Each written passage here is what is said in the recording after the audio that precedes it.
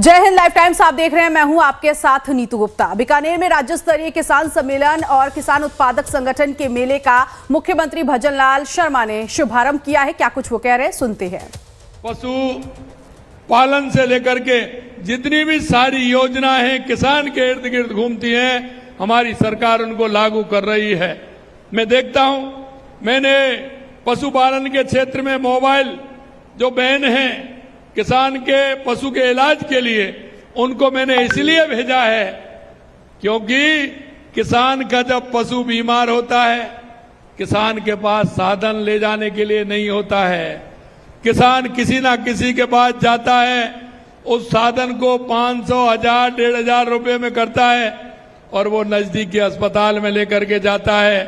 अब जितनी तो दवाई किसान को उस पशु को सही करने में लगेगी और उतनी उसके भाड़े में लग जाती है, आने जाने में लग जाती है। हमने सोचा क्यों ना किसान के लिए वो बैन लगे जिससे पशु पालक के पास हमारा डॉक्टर भी जाए, कंपाउंडर भी जाए और वो गाड़ी लेकर के जाए, आवश्यकता हो तो उसमें पशु को लेकर के अस्पताल आए।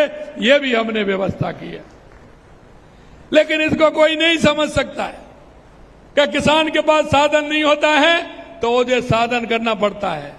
हमने कहा है कि हमारे किसान के जितने भी केस हमारे एसडीएम ऑफिस में चल रहे हैं, हमने एसडीओ को निर्देशित किया है कि जब आप गांव में जाओगे तो हमारे उस गांव के किसानों के जितने मुकदमे चल रहे हैं उनको लेकर के गांव के बीच में जाइए, उनसे बातचीत करिए, बातचीत के माध्यम से उनको निपटाइए, उनको फैसलों को करिए, तुरंत किसान को लाभ मिल जाए।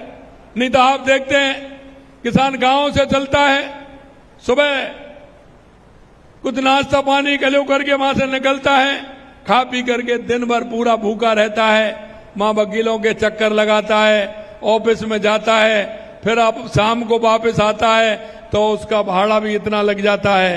हमने कहा कि अगर हमारा किसान वहां जाएगा तो किसान का एक दिन का काम भी छूटेगा, उसकी आर्थिक स्थिति भी कमजोर होगी क्योंकि भाड़ा किराया उसका लगेगा।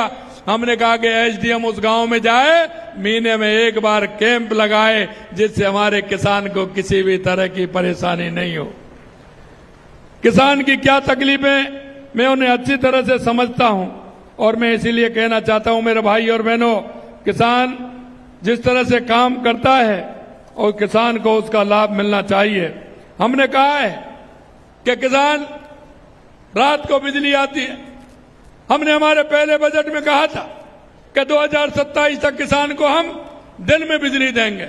उसका इसीलिए कि हमारा किसान रात्रि को परेशान नहीं हो, आराम से सुबह जाए, शाम को 6 बजे 7 बजे घर पर आए और आराम से बच्चों के साथ आराम से टीवी देखे, समाचार सुने, जिससे कि उसको किसी भी तरह की चिंता नहीं रहे।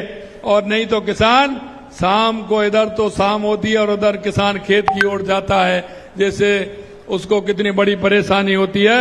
इसको भी हमने कहा है कि इसको भी हम खत्म करेंगे। तो किसान सम्मेलन में मुख्यमंत्री भजन लाल शर्मा को आप